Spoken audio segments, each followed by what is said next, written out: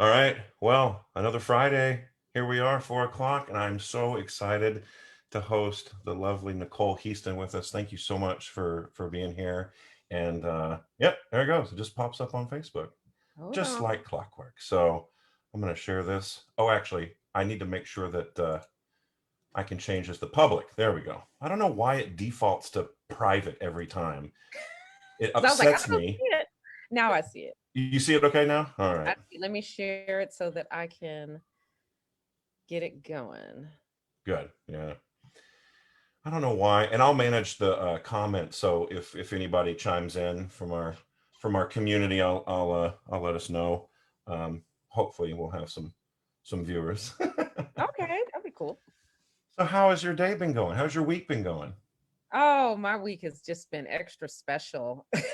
Well, I was just saying before we went live. I mean, it's kind of amazing to see how active and what's the right word, chaotic in a good way your life seems to have been here with, you've got like public performances going on and streaming concerts, and then your son was had an injury playing basketball. So of course, we all live vicariously through each other's lives on Facebook. So Yeah. I'm so glad to actually be able to have the opportunity to sit down and share an hour with you to kind of get to get to know you a little bit better. But yeah, that has been a very active life you've had in the last couple of weeks.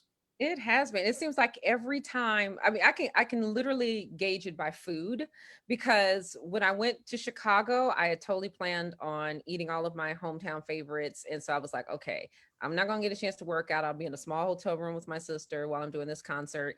And that's it. We're gonna eat and then come back. I'm gonna grill some chicken and I'm gonna, get back on the diet and start working out again. And then I come home and there's no chicken in the grocery store. And I'm like, why is everybody freaking out? And they're like, oh, it's a freezing storm is coming. I was like, y'all are just overreacting. And so So I that's just, right, because you were in Chicago the week before the freeze yeah, hit here. So you came home just in time. just in time. How did y'all do? Y'all are okay there? We did okay. The ceiling collapsed in the garage because a pipe Oh, burst. right, right. Okay. I remember seeing that on Facebook. Right. So right now, literally, if you open that door to that garage, it's like looks like a hazmat zone. So, but we're kind of ignoring it now because we're just tired. Right. We'll Rightfully deal with it so. later. Yeah. Rightfully so. So that was the only part of the damage to the house was over the garage. That in my son's room. My son's room got Oh, wet because of the pipe busting, and then oh, we okay. pulled all of his stuff out of his room, and it was all in like the little children's retreat area. And then he breaks his leg, so then we had to put everything back in his room so that he wouldn't trip over all the stuff that we had everywhere that was in his room. So it's been fun. Yeah, we thankfully managed to only have outdoor issues. So Oh, good. we had a spigot on the back of the house that broke and or well was leaking, and we fixed it with some duct tape and some Gorilla waterproof tape. And thankfully, one of my best friends, since I've known since junior high, her brother's a plumber, and so he was able to come over pretty quick and fix it before it actually burst. But then Very good. we didn't fare so well with the pipes that go into the heater for the pool and the hot tub. Mhm. Those completely burst, and the backyard was completely flooded. So I'm hoping that our pool doesn't turn into a pond because that's what usually happens when it sits stagnant like that. But Oh, I'm so sorry. yeah, first world problems, I guess, right? You can't It complain it, too much. it kind of is, but I still feel bad for you. I can't complain too much. We had a wood burning fireplace to keep us warm during the freeze, and lots of candles, and Yeah. we were out for about 44 hours. I don't know if y'all had the same kind of situation. We were longer than that. We were Oh, longer than that. longer. Yeah, but we were blessed, and it was weird because everyone on the other side of the street, they had power. Like my friends were invited Across the over. street? Mhm. They all had power, and they were like, "Come to our house." But then when we got power back, they lost it. So it So was that weird. must have been right on the edge of where they were, the dividing line of the grid or whatever, how they Yeah, were figuring it out. That's crazy. yeah, Wow. All right. Well, you mentioned Chicago. You yeah. were born and raised in Chicago, yeah? Yes, I was. Okay. So how did you initially get introduced to music and specifically to singing? I got introduced to music and singing in two various ways. When I was a child, I sang in church, and I was in the Hmm. children's choir, and but I just I sang with everyone. It wasn't like I wasn't a soloist or anything like that.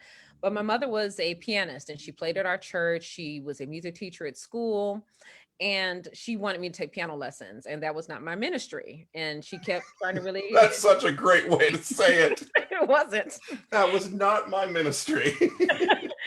And my piano teacher, Dr. Stith, she told my mother, and I remember her saying this to her, and it was like they were behind me, and they were like, "Well, she's doing her best playing, but she sings when she plays. She hums along. You should probably put her in the Chicago Children's Choir." Mm. And my mom put me in it, and she took me to the audition. And like back in the day, before the Chicago Children's Choir became this like global thing, it was more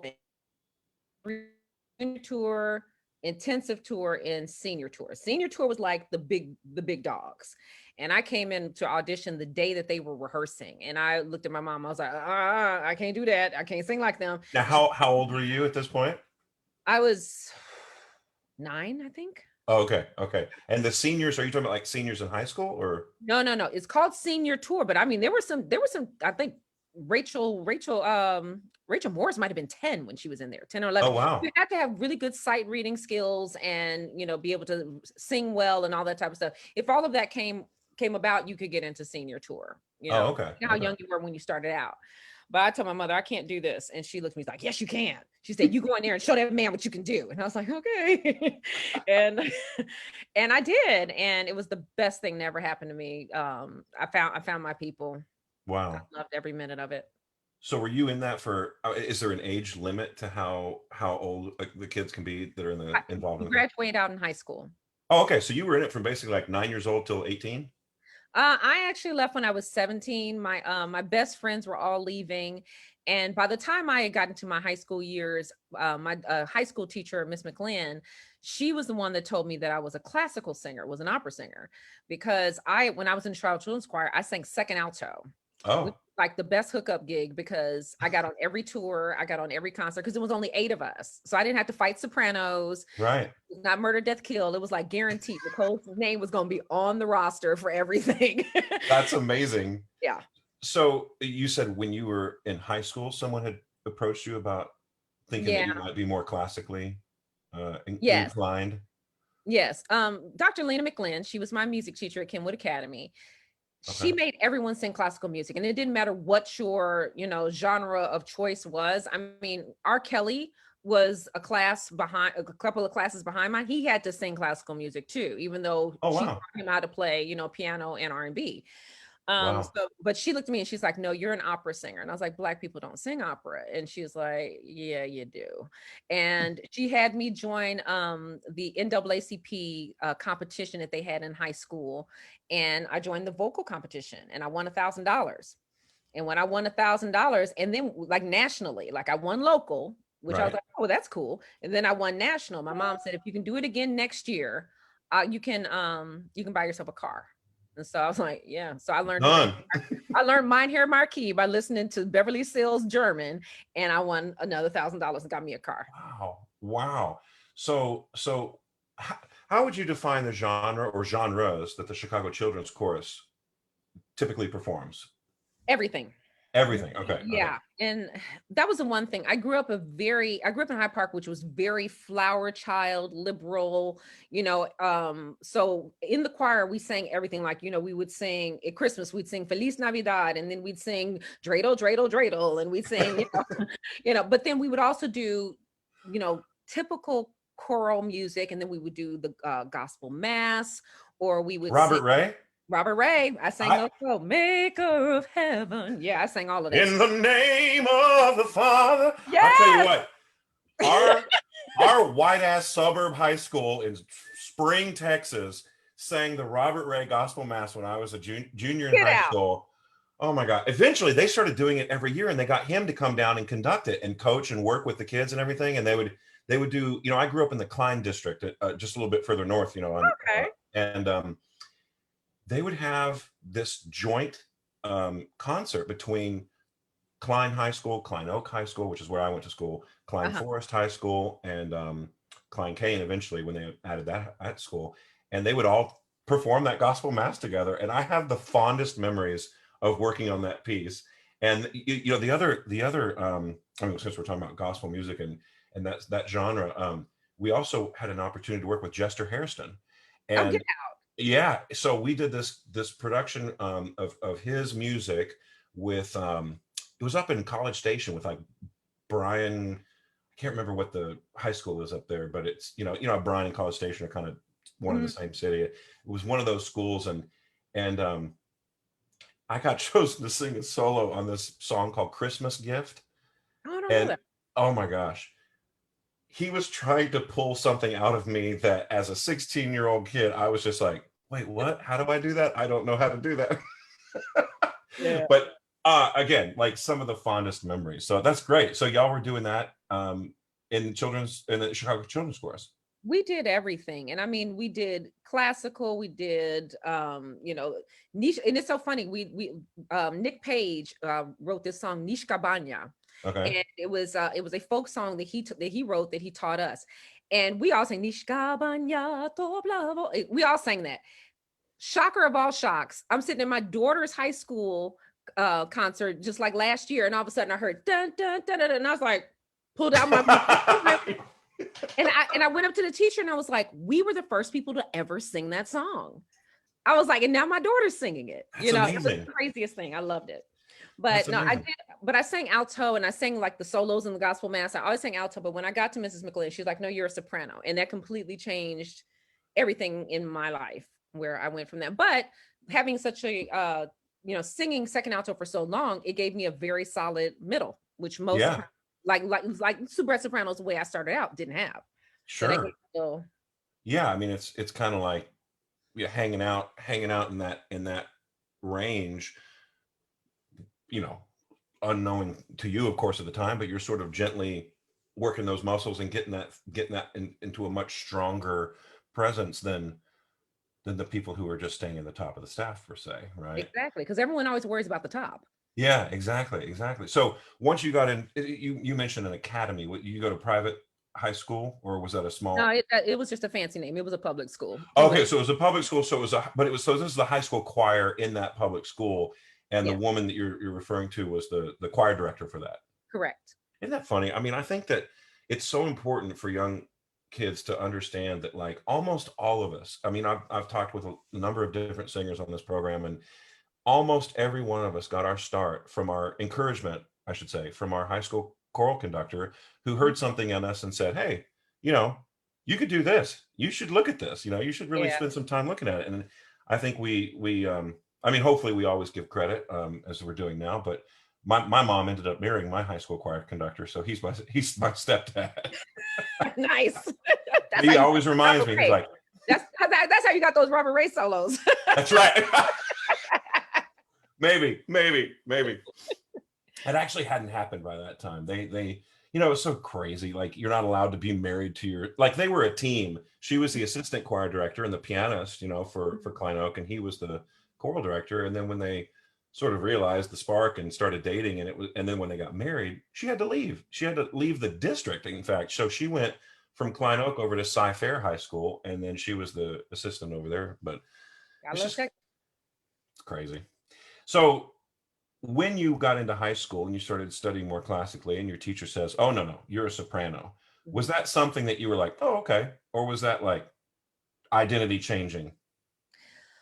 Um, it was in a way I want to say it really wasn't that much of an identity change. It was just an add-on because at that time, in our high school, we did all types of music there as well. Oh, cool. So a majority of the time I was singing solos that were classical solos, but when we were doing her, because she wrote a lot of the music we sang, Oh, a wow. lot of that stuff was more gospel Mhm. R&B type bass. So I had both best of both worlds. I mean, really and honestly, I was singing, what was it? Was it Trovatore?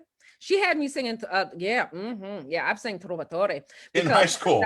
oh yeah, in English. On yon hoary tower, God waits with the morrow. I will never forget that. Jonita Lattimore, who is also a singer, she also sang that as well. If you were a soprano and you came through, you had to sing Trovatore at some point. Wow.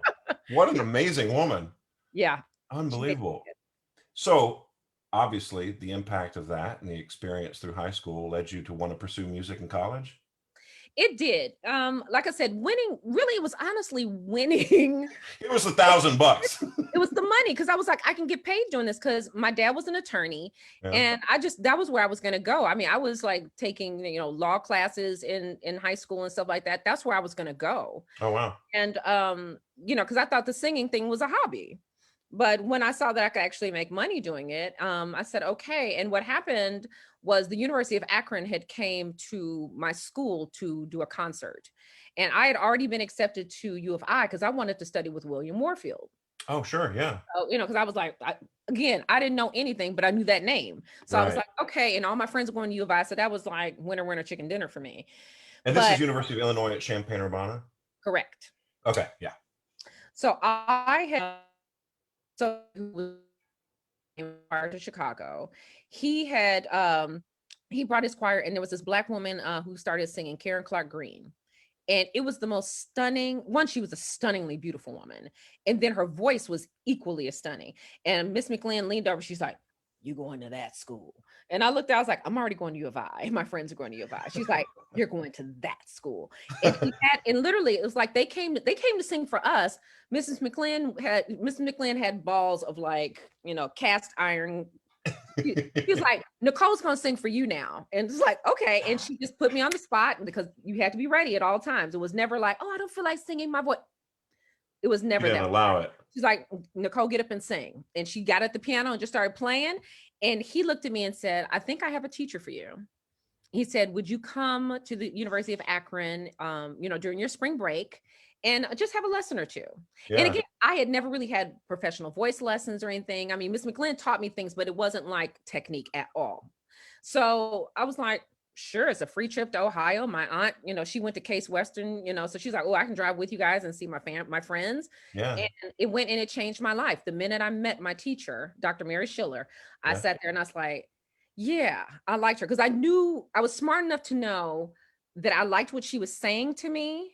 And when I walked out of there, I felt like I'd learned something, even though I had no idea what she was teaching me, what was going on. It felt right. Mm-hmm. And at that point, I said, we need to call U of I and tell them I'm not coming. And that was it. Wow. Yeah. So do you remember back in the first few lessons that you had with her, like what was it that she was doing that was different than what you had currently experienced up until that point? Well, everything, because at that point, I mean, for me, I just sang, it was just a thing to just open your mouth and you sang. Right. I remember when I did my audition for them, I sang, I Want Jesus to Walk With Me, which was actually a song that was a choral song that we sang in Chicago Children's Choir. I just sang it as a solo and sang it a cappella. We sang that when we performed, our high school performed at TMEA when I was a senior, and my mom sang that solo. Like that's crazy. Okay. Yeah. But when I sang it and I sang it a cappella, and they were shocked that I didn't go out of tune and I ended in the same key that I started in. I looked at them and I was like, is that supposed to be a thing? Because I mean, no one had ever told me that was a thing. I was like, I just sang it this way. I didn't know that there was a possibility of going out of tune and ending in a different key because I didn't do that. Yeah. So, but you weren't allowed. Your high school teacher didn't allow you to do that. No, she didn't. By the way, Adrian Danrich O'Neill says, "Oh, Dr. Schiller." Yes, Dr. Schiller. She knows Dr. Schiller. Mm-hmm. Dr. Schiller is a very, very much a Southern belle. She still teaches up at Cleveland Institute of Music. Oh, okay. Yes. She started teaching me how to breathe, and that was the first thing we did. It was as simple as, I have to do it in the doctor's like, now, Nicole, I want you to round your lips and I want you to take in your breath like you're sipping through a straw. And I want you to hold it, but continue, no tension. And then I want you to shit out. And and the thing is that she would always say this, and I would try it.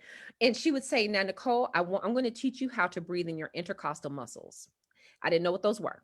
Right. She then said, she said, Nicole, I want you to touch me. Okay. And I was like, okay. So I put my hands on her rib cage and she took a breath. She was a petite woman and my hands went like this. And I was like, whoa. And it stayed like that. And she could talk and breathe. And she said, do you see how I'm keeping my breath moving, but I'm keeping this expanded? You're going to learn how to do that, Nicole. And she sure enough taught me. That's the most amazing accent I've ever heard in my life. Oh, because we ask anybody who went to University of Akron, Dr. Schiller, everyone can do it. That's amazing. Yeah, well, and how fantastic to start with the idea of breath. I mean, that, as I know, and we can get into this, but of course, we both study with Stephen Smith, and he Yes, talks about the difference between, breathing to live and breathing to sing, and those two things can be very different. So can. that's great. That's great. So as you started, you were a vocal performance major doing a bachelor of music degree. Yes, I was. And so during that time, did you have the opportunity to start doing some performing and doing some stage work, or was it more just, I mean, did they, I don't know, how big was their program? Their program was it was a small school, but really good teaching that went on there. Yeah. Unfortunately, it was a mixed bag for me in some ways. I got the best teaching of my life from Dr. Schiller, hands down. She set a technique for me that I still use today. Yeah. I totally love that. But again, I was always that person who was always like, well, such and such is a senior, so we're going to let her do this. Oh, such and such is a grad student, we're going to let her do that. Hmm. So I actually went through all of the school, all the 4 years of school without actually doing a main stage full production. Mm. Like when we did um magic flute, like I got like a small studio, school, you know like the little schools were there for that. Like I didn't get to do it in front of like the main audiences. That went to a senior. Then I was Uh-huh. like, okay, it's my time, senior year, where they're doing Marriage Figure, I'm gonna get a chance to do Susanna. And then I got cast in nothing. And I sat there and I was like, wait a second. And by that point, I had won Nat's first place every year. Every competition I went to, I had won. I was one person bringing total accolades to the University of Akron. Wow. And I went to the opera director and I said, okay, why am I not cast in anything? Not even Barbarina.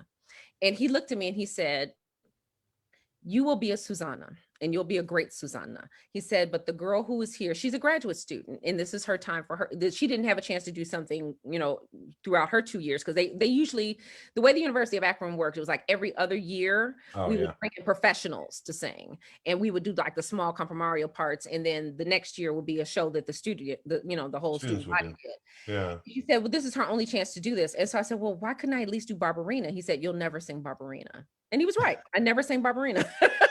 Solid. Yeah. Was Yeah. solid. Okay. But so I covered Susanna, but I remember sitting in the hall and I was like, man, I'm leaving this school and never getting a chance to Mhm. perform on the stage. And I mean, I was a junior and I made my debut with the Akron Symphony Oh doing wow. that's what I'm saying. It was so many things I did, but like as far as school, no, How interesting. it was very interesting. And so what was then the next steps? Did you go on to do a master's degree, or did you go? I did. I went to Cincinnati Conservatory of Music. Oh yeah, I've heard of that place. Yeah, Yeah, that's a good school. it's slightly heard of, yes. It's known in some circles, yeah. Yeah. And so how did that transition work out for you? Was that because of the name of the school, or was there a teacher there that you wanted to pursue, or? Okay, still dealing in ignorance because I'd only been 4 years into this little hookup. Sure. And with Dr. Schiller, like I said, I lucked out with Dr. Schiller being such a great teacher, but she ended up leaving my senior year. So when it was time for me to look at graduate schools, I'd heard CCM was really great, and Barbara Hahn was the like it teacher there. Sure. So, like I said, I'd won all these competitions, I'd done all stuff. So I'm gonna say I'll go to CCM and I'll study with Barbara Hahn. So I went to CCM, I got in, and when I got there, we had our little audition process to, for whatever teacher. And so I put down Barbara Hahn, William, oh goodness, what's his name? Bill McGraw. McGraw, Bill Yeah. McGraw. Because he had came and sang at Houston. I mean, came and sang at Akron. He did Rigoletto, and he was Oh wow. Oh okay. beautiful. And I forgot who I put down as a third choice. So I got a phone call from Patricia Berlin, who was the head of the voice faculty. Hmm. She says, Nicole, she said, I just regret to inform you, but Barbara Hahn's studio is full, and so is Bill McGraw, and whoever my third choice was. So I just was wondering if you wouldn't mind studying with me. And me being a little smart ass, I was like, doesn't sound like I have a choice. It's like, okay. But Okay. you know what? But God knows what he's doing Yeah. because she was just what I needed. I think you froze on me. Uh-oh. Weston? Yeah, can you hear me? Oh, sweet baby Jesus. Where are you, Weston? Can you hear me okay? Uh-oh. Weston. I hear you perfectly. I'll type that in the chat. I can hear you perfectly.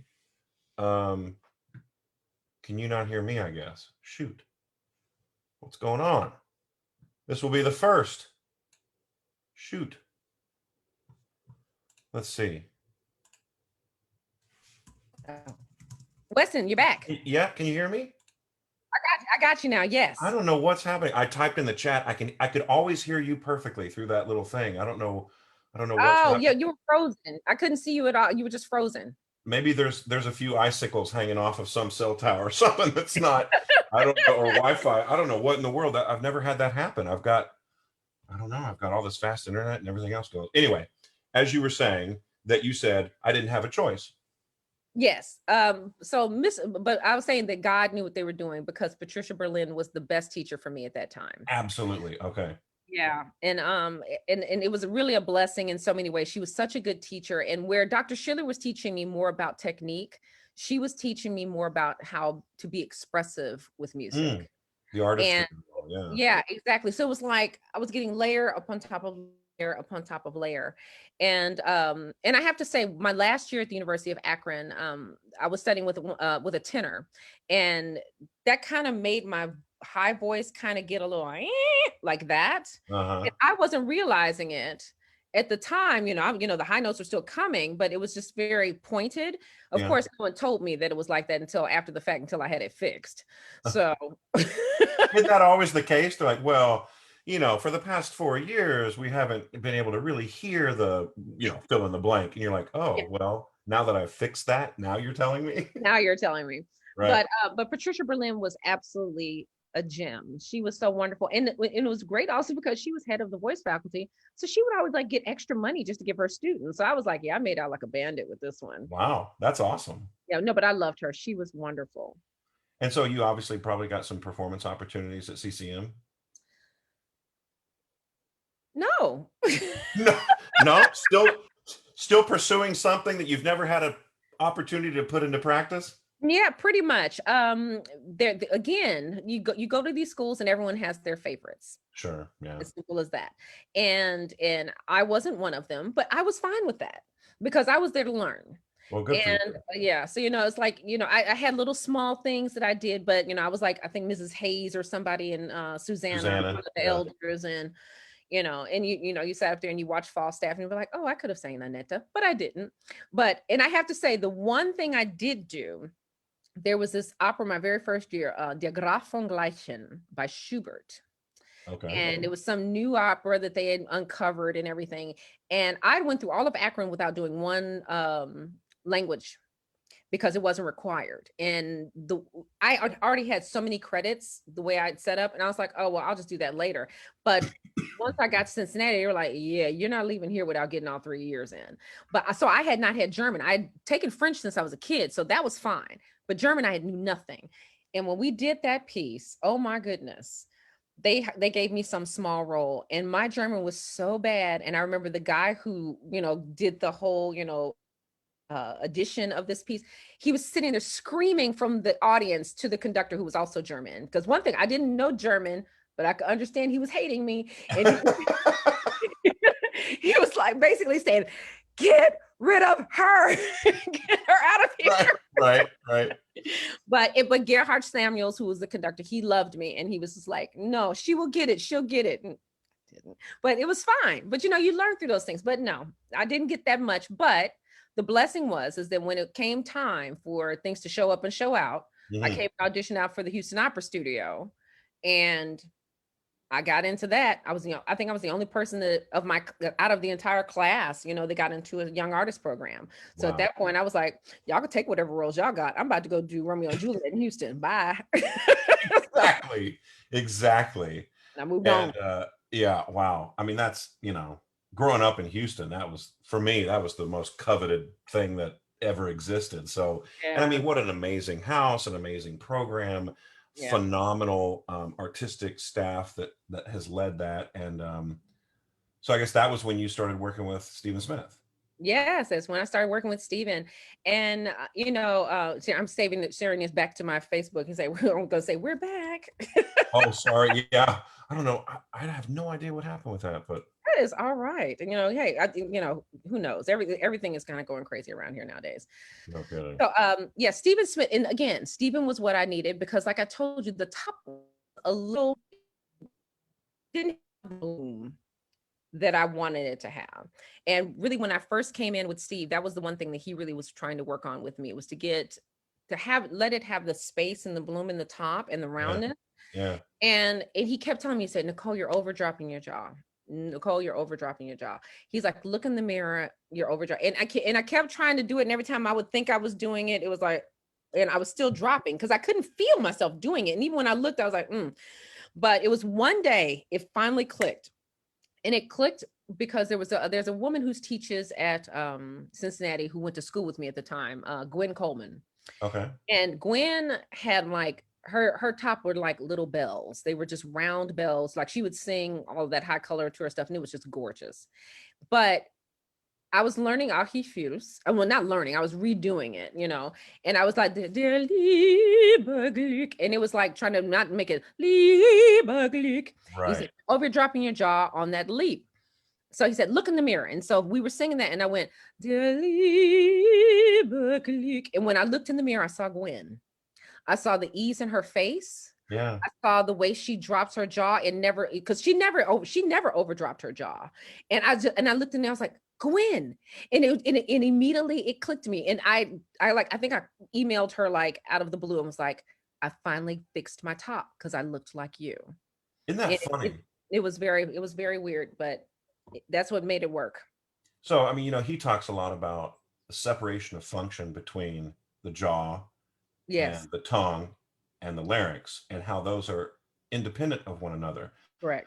I also throw in the lips and the soft palate, all of these things that can have so much negative impact on our singing if we Yeah. go too far with Yes. something.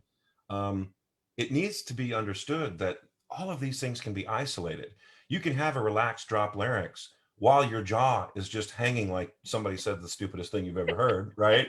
Yes. While at the same time have a very lifted palate internally Yeah. and sing an ooh vowel without being in a choir where you're like trying Yeah. to match vowels with everybody else. So I think that, oftentimes so many singers, the majority of their experience has been in singing choral ensembles.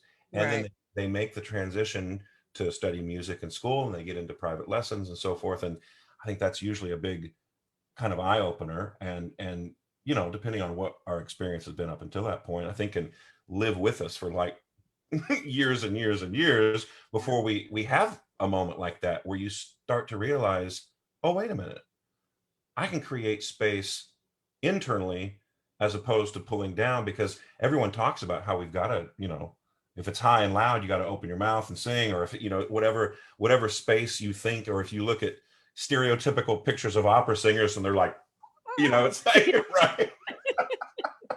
But in certain moments, it really does pay to not over open, as you say, right? Not to pull down the jaw so much that it starts to negatively affect the sound. Oh yeah. Um, I mean, look at Luciano Pavarotti. His mouth was never wide. It was it was not. He never had right. bigger than that. Never. Exactly. Never. Exactly. Excellent point. And he could sing A little bit. a little bit, a little bit. So were you there for 2 years in the studio or 3? I was in the studio for 2 years. Yeah. That's And where I got my performance chances. They really hooked me up in Houston. what was your first thing that you got to sing there? You mentioned Romeo and Juliet, was that it? Yes, Juliet and Romeo and Juliet. Wow. It was a ball. So that was literally like your first leading role on stage anywhere. Yes. Yes. That's amazing. Mhm. Wow. All right. And so you said that you had spoken or studied French since you were in a young, like elementary Third grade. school, third Mhm. grade. So Yeah. I guess the language barrier wasn't too tricky for you going into No, that. And no. then working with the music staff. I mean, I, it's funny. It's like people sometimes say, "Oh, I want to try out this role in a smaller venue," Uh-huh. and I, as we're discussing, you tried out the title role of that opera in one of the world's most amazing opera houses in the world.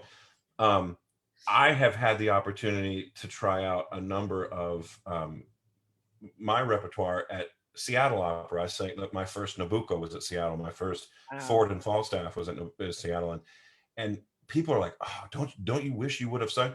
And I'm like, actually, no. When you're surrounded by some of the world's most amazing music staff and conductors and coaches and everything else, it's like, what more can you ask for, right? Than to be supported by that Exactly. level of artistry, right?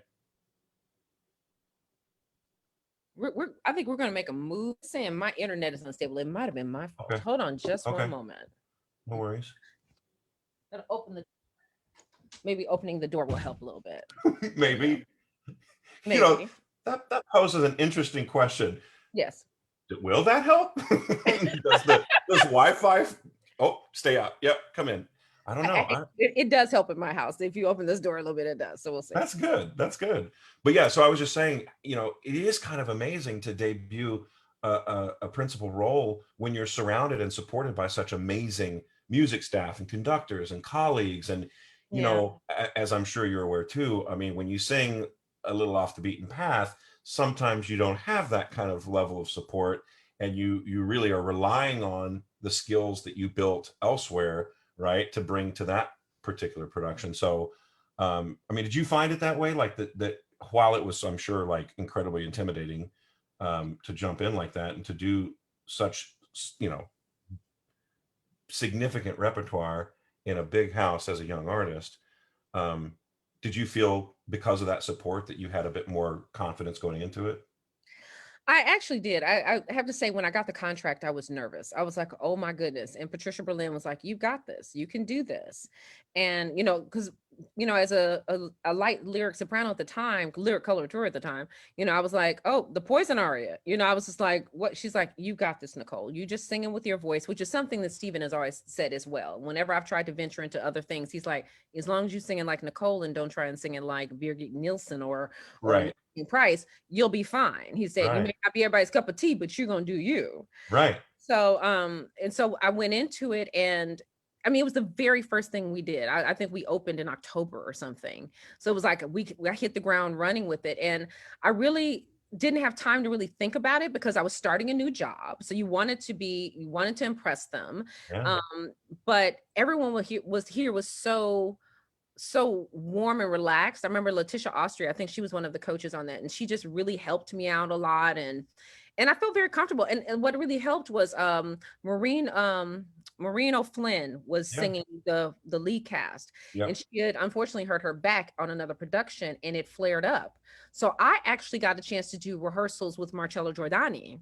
Oh wow. So I did a whole week of that. So I had a chance to really even get more rehearsal than the other people who were doing my cast's Sure. performance. So I loved every minute of it. The director was great. The conductor was great. Everyone just really made me feel like you can do this. And I think I'm very much a person. If somebody else can do it, so can I. And I came in knowing I had to prove something. So I was more in that mode to not even be worried about like being nervous about this, that, and other. I was like, I'm about to do this. It's gonna happen. My mama and daddy are coming from Chicago. It's gonna happen. So, so I didn't have time to be, sensitive about it. It had to happen. That's amazing. Yeah, I mean, I still, so this is what you were 24, 25, probably coming out Yeah. of masters, Mhm. right? And Yeah. so so many singers, I mean, depending on, I mean, this is just goes to show, like, every person who, a young singer might look at their current career and be like, oh wow, they must have been doing this forever, and they've been, blah blah blah. Everyone has their own journey, right? Oh, And God. everyone has their own experience. And while, I mean, for me, I was cast as the title role of Figaro in The Marriage of Figaro when I was 18. Oh, Now, I went to Southwestern University in Georgetown, Texas, and it was a very small private liberal arts university. The mhm. whole student body was about 1,100 students. And I think there were all of about 6 or maybe 7 vocal performance majors there. And we were fortunate that we had a man who was the one tenure track voice position, who was also in charge of the opera theater program. He had had a pretty successful career over in Germany as a fest singer, and had won the Met auditions here in America and sung around. So he had experience and knowledge about, okay, here's how we're going to do this. But I mean, we had no right to sing the Marriage of Figaro. But we did it, it's like we made, but that for me is what, then I was like, oh my God, I love this. This is what I want to do. And like, again, at this middle of nowhere, like little Georgetown, Texas school, in just 2 years, I think I had done 4 roles. We did The Old Maid Awesome. and the Thief, and we did like a Yeah. Oh, children's opera, and we did The Impresario. So we did a bunch of little things, and then we went on tour. So we performed it a bunch of times. And so by the time that I was leaving my grad school, I think I had already performed like, I mean, I don't even know, maybe 12 or 15 different roles, and most of those were leading. wow.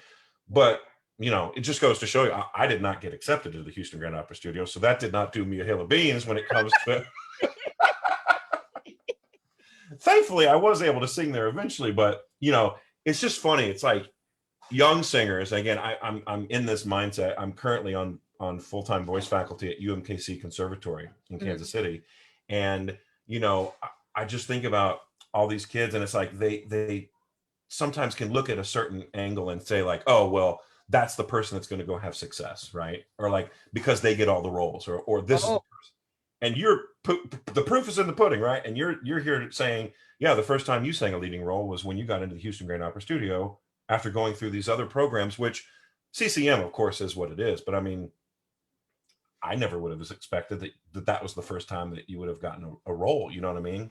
now, granted, So I did do Silver Clawing in the Impresario, but like they were the small little black box. They were like opera workshop things that we did. But sure, we did actual shows. No.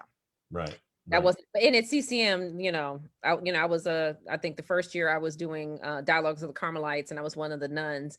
And I was so proud of that show, though. It was such a great show. We did it in a church. I invited my family down, and it was like they were in the pews, and we were like walking down the center of the church. And I remember taking off some furniture. If Adrian's still here, she knows exactly what I'm talking about. And we were carrying it out, and I just hear my dad say, ringing through the church, "Did we drive all this way just to watch her move furniture?" Oh no. Could hear it. And all of us nuns are like shaking, laughing so hard, walking out with our furniture. I was like, yeah, you did come this far to watch that. Oh, bless his heart. That's amazing. Yeah, Say what you mean what you say. That's most good. definitely. Yeah. So, okay. So you go through the Houston studio program. I'm sure you sang a few more roles while you were there for those 2 years. And Yeah. did you end up getting management out of that, and then going on to pursue your career straight away? I did actually. The first year I was in the studio, that was the one beautiful thing about being in the studio is that, you're there with all of these international opera stars and their agents come to see them perform. Right. So the studio would always, make time for them to come and hear us. And I went through a whole bunch of agents and none of them In got your career, or No, you no, no, mean? no, no. During like through the audition process. Oh, okay. None of them got me. None of them did because my repertoire list, for them was wonky. I had for my English Glitter and Be Gay, but then I had Pamina's aria for my German, and they were like, "Why don't you have Queen of the Night?" I said, "Because I'm not Uh-huh. Queen of the Night." And they were like, "Then why do you have Kunigunda?" I said, "Because I can sing Kunigunda." So Right. they couldn't get it, and then finally Zimsky Green, Bruce Zimsky came and was like, "You sing Susanna and you sing this and you sing this and you sing that." And I was like, "You get it. Let's go." And that was who I went with. Wow. Wow. Yeah, and they are powerhouses. I mean, I remember seeing colleagues of mine that were with them. It just seemed like they were everywhere and all the time. It just, you know what I mean? Like some presence in every little corner. That's that's Yeah, that's incredible. And are you still with them, or did I you? still am. How amazing is that?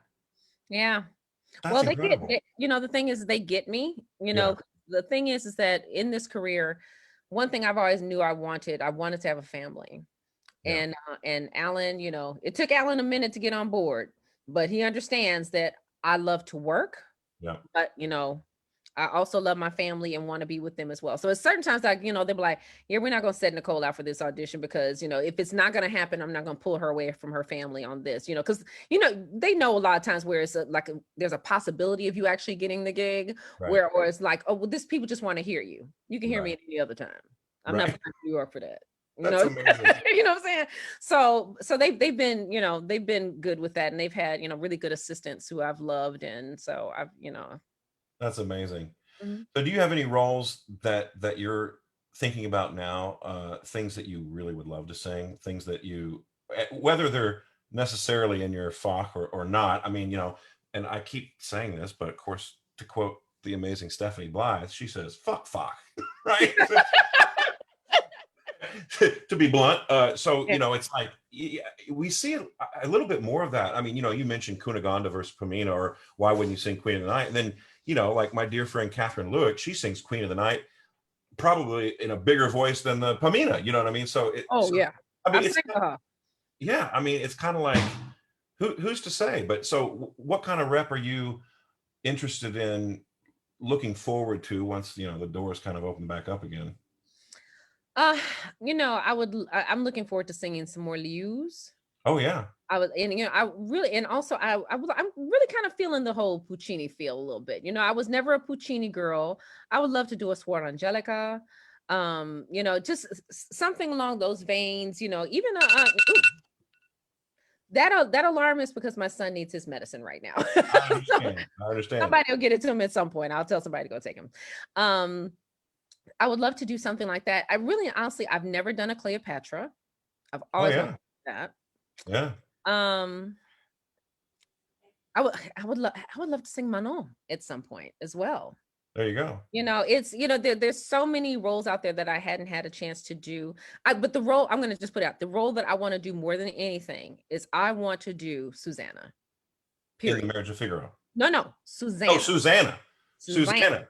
Yes. Carlisle Floyd. Carlisle Floyd. I want to do that. Is a dream role for me. I just think that is just the coolest thing. And I swear I want to do it where her and Little Bat are both are black, and Yeah, everyone and had that whole racial thing into it as well. I that think would be amazing.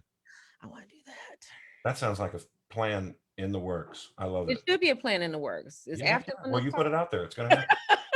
It's amazing. So, the would you classify the majority of the rep that you have sung to this point? I mean, I know we've already talked about there's a little bit of diversity, but is it on the lighter side from what you're talking about with like Liu and with I mean, you've sung Liu already, yes? I have, yes, but I like Now, singing that. When you ask about roles outside of my Fach, oh my God, yeah, if I could sing Turandot, I mean, that just to listen to it. I remember when I was coaching and Richard Beta was like, now this whole second act, you're going to be sitting there listening to the Turandot. right. So just get comfortable, and you just come in with this one little line out of nowhere. And if you don't know it, they're going to dog you out. So you just come on in. And when I did it, the Oksana, I can't remember Oksana's last name. She was a Russian singer. Yeah, I know. Oh my gosh, she sang, and every time it just washed over me, and I was like, this was the best second act I could ever sit through. And I Wow. was like, if I could just if I could do that, you wouldn't tell me nothing. Nobody would talk to me anymore because I would be like, I'm above you. I can sing Turandot and get out of my face. But no, I can't, There you and I go. won't ever. But yes, that's a cool. Wow. That's cool though. That's cool. What do you think the heaviest thing, the biggest repertoire, I should say, would that you feel comfortable doing? Well, I think the lighter Verdis like the Alices and doing some of these Puccinis that I just mentioned, stuff Yeah. like that. Have you sung like Bohème? Have you done Mimi I have and the Bohème, yes. yeah, yeah, yeah, yeah. But I have to say I like Liu better than Mimi. I Yeah, mean, I liked Mimi a lot. I did. I really did. But Liu, I think it's just because the whole opera itself just does it for me. yeah, Singing Dorma and just ping pong pong, all of that. I just love that entire piece. yeah. It's a great show. I mean, Mhm. obviously. Yeah, that's good stuff, man. I cannot. Well, I mean, that sounds so stupid to say. I can't wait for opera companies to start doing stuff regularly again. Yeah, so we're Yes, all, I think, looking forward to that, they uh, are. and the opportunity. But that being said, what do you feel like? I mean, let's say this. What's the lightest stuff that you still sing? Well, actually, like I said, I sang Silver Clong and Oh yeah, Impresario when I was in college. right. I sang it with Houston Grand Opera a few months ago. Okay, so how did that? Oh, that's right. That was one of the digital offerings Sure that they was. did with yeah. So how did that feel after singing a bit more, supported underneath the orchestra kind of stuff? Yeah, it actually felt pretty good. It felt about the same. Actually, the what was harder was that doggone Adagio where she does that and I go, Allegro, allegrissimo. That was hard doing it all in one breath Oh because yeah. like they took that out of the bat. I was like, ooh, I was like, when I was younger and the voice was lighter, and they were like, oh, oh, I could do all that, but I was like, oh no, I got a little bit more weight up under here. So this is like I gotta work to get through all of this. But I made it, at least in one of the takes I made. So, but the There was light one good take. it was one good take, and they took. I said, and then literally when we did it, I was like, "Y'all using this one?" I was like, "That's the one you're gonna use." Yeah. But no, I could still sing. I could sing a Pamina if you asked me to. I really, if I'm gonna tell you, if anything that I would want to sing again of my lighter era that no one would hire me to sing today, I Yeah. would love to sing Gilda. I love her. There you go. I love her. Well, let's talk about Jill. Would you agree that I mean everything I've sung Rigoletto a few times, and every Gilda that I talk with always talks about how there's the role of Gilda and then there's Caro Nome, and the Yeah. two are just very, very separate. And so when people think of like, oh yeah, Gilda's so light, I mean, she's not light in the three duets that I sing with her. And I mean, like there's some noise being made, you know what I mean? Yeah. Yeah. Would you agree with that? I mean, does it feel? Oh, indubitably, I do. I Yeah, think that she's she's like Juliet actually in a way, where yeah, everybody thinks of Je veux vivre, but it's more than that, sure. and it has some meat up under it. It's just to me that was one of my favorite roles to sing. Oh my goodness, I loved her. And you mentioned the Poison aria back when we were talking about the Houston production. Is that I've heard? No, I've never sung in a production of Rome. Actually, that's not true. I made my I don't know if it was my Wolf Trap debut. No, I'd already sung. I sang Dandini and Cenerentola for my first summer there. But when I went back for my second summer to sing the Count in Le Nozze, Uh-huh. she was like, "Can you help us out and sing Paris and Gregorio in our Romeo that we're doing with the National Symphony?" I was like, "Sure. What's that?" She's like, "Oh, it's just like a page of music." I was like, "Okay, fine." So that was my Romeo and Juliet debut. But is it true that sometimes the Poison aria is cut? Yeah. And isn't I mean, would you say that that's really for the role? I mean, that's where like the fuller, bigger kind of, I mean, because you're saying the Je veux vivre, and then I mean, there's the rest of the role, of course, but I mean, I have worked on that with a soprano student of mine, and I love that aria, but it doesn't seem kind of like what we're talking about, where it doesn't seem to match the rest of it, or No. yeah, yeah, It does seem to kind of come out of nowhere, and people cut it for that reason, or they'll cut it because the soprano they have may be too light. uh-huh. So, and then that was one thing, like when they said that they were doing it, I was like, oh, are you all doing the Poison aria? They were like, yeah, and I was like, oh, but no, it was fine. Well, that's good. I mean, Mhm. I think, when we're talking about the impresario, I assume the agility stuff is what we're talking about with the lighter and the heavier. Yeah. But, I think that regardless of the size of your voice, you've got to keep up the agility. And I mean, that's just sort of a present sign of good vocal health and good singing. Yeah. Do you have, when you're daily practice, do Mhm. you have a specific set of exercises that you work on, or do you from time to time throw in different things, or do you have sort of a methodology to the practice, or is it just sort of whatever you feel like in the moment? It depends on what I'm going to be singing and Yeah, working on that day. If it's something that does have more agility into it, I'll do more things with, scales and runs so that I can get the voice moving.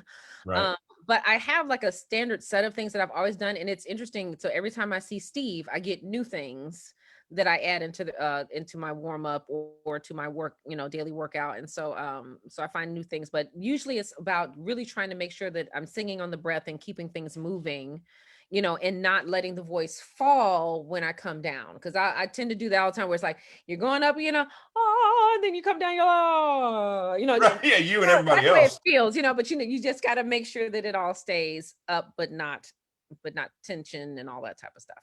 What's your opinion about when you go up to the top? Do you like to try to stay with the true vowel, or do you purposely make some vowel adjustments when you're above the staff? Like if you're having to sing an ah vowel up there, do you just keep it ah? Do you adjust it? What are your thoughts on that? Steve was the one teacher that, where, like before Steve, it was always modify, modify, modify, which Right. I think for young singers is a good thing because they don't necessarily know how to support an actual vowel in those things. So you're trying to, so that they don't push it, you want them to modify. Steve was like, no, I want to hear it. I want you to think the pure vowel that you're supposed to be saying, and make sure that you're giving that intent instead of just auto. Because the thing is, when you say modify, if you're supposed to be saying an and all of a sudden you modify, then you go, oh, it's like something in between that's nothing like that. But if you're saying an and you're like, and you think Right. and you feel like you're singing an but have the space for something more rounded, then that's different. So he had a whole different philosophy that I do follow. So I'm always thinking whatever that vowel is, that's what I'm singing. Yeah. Yeah. No, I love that. I mean, I think that one of the things that I got into trouble with was in an attempt to maintain that clearly refined vowel. Mhm. I think that in my, I don't know, upper middle and in my top, like on an ah vowel, for example, Mhm.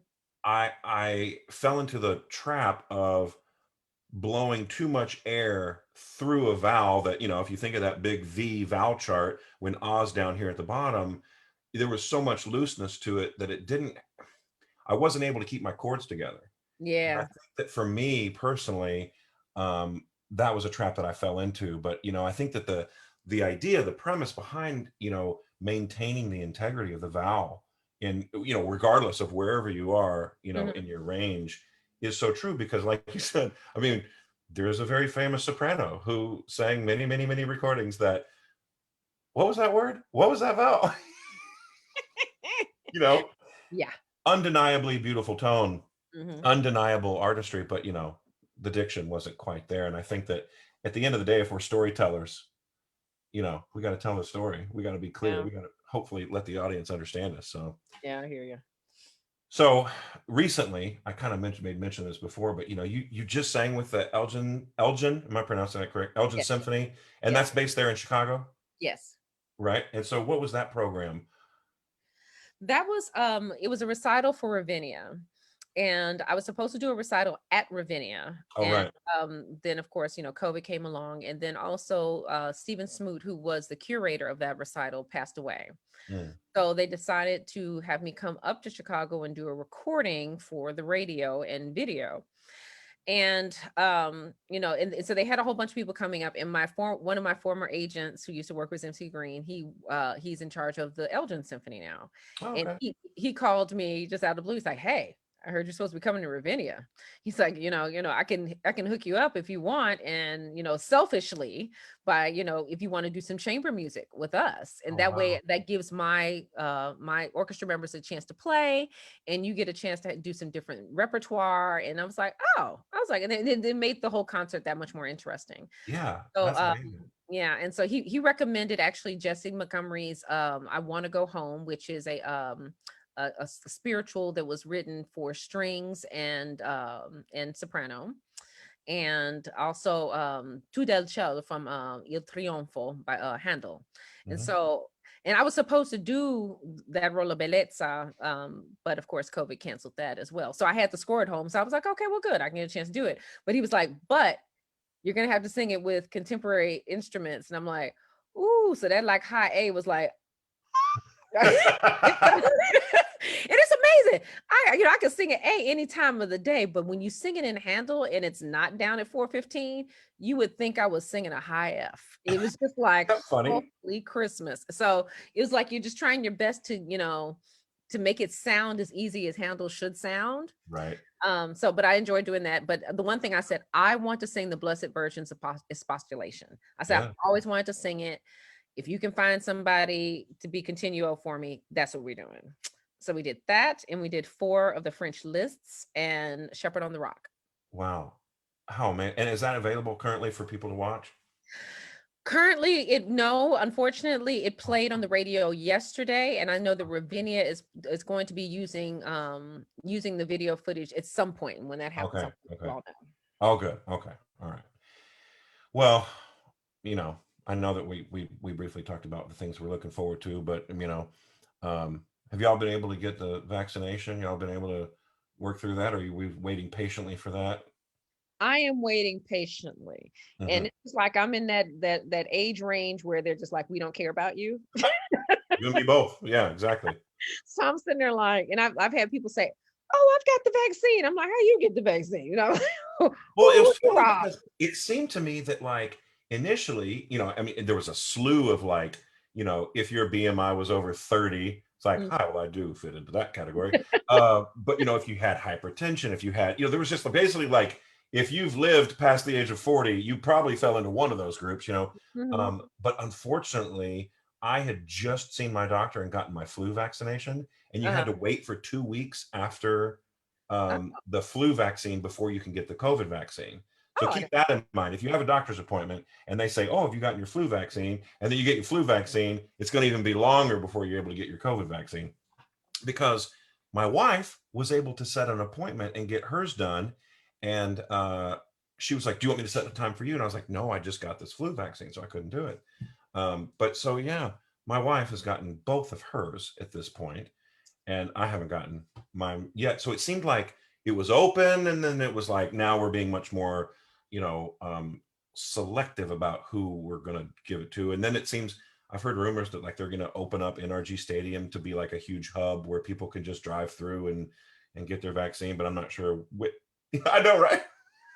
We'll And see. the thing is, when it first happened, I definitely didn't want to step on, I knew there were people out there saying, "Oh, you can get it here, you can get it here," but there were more people who needed it more than I did. Sure, sure, sure, And sure. so I didn't, but now I'm at this point where I'm just seeing folks, I'm seeing 25-year-olds. I'm like, I want mine. If he can get his, Right. I want mine.